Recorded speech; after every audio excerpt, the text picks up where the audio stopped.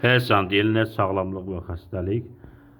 İkinci hissə English Vocabulary News Unit 6, 6-cı dərs. İkinci hissə D paragrafına baxırıq. Illness in hot tropical countries.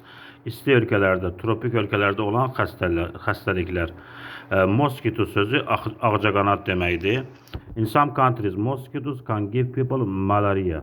Bəzi ölkələrdə ağcaqanadlar insanları malariya xəstəliyinə yoluxdururlar. The drinking water was bad, içməli su pis olur, and many children had cholera və çoxlu uşaqların vəba xəstəliyinə tutulurlar. Y paragrafına baxırıq. Serious illnesses, ciddi xəstəliklər.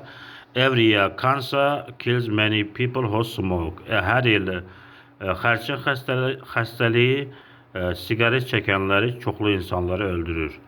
My father went to hospital when he had a heart attack. Mənim atam ürək tutması olanda xəstəxanaya getdi. Heart attack ürək tutması, infarkt mənasını verir. Common mistakes, harda biz səhv edə bilərik? My father had a heart attack. Not got a heart attack. Yəni biz got a heart attack demirik, ya had a heart attack deməliyik.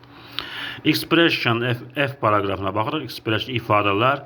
Do you have a healthy diet? Sənin deməli sağlam diyetin varmı? Yes, I eat lots of fruit and vegetables. Bəli, mən çoxlu meyvə və tərəvəz yeyirəm. Do you exercise? Sən idman edirsənmi? Yes, I like swimming, jogging and cycling. Bəli, mən üzgüçülük, qaçış və velosiped sürməklə məşğul oluram. They are really good for you. Bu sənin üçün yaxşıdır. I feel stressed. Mən stresslə düşürəm.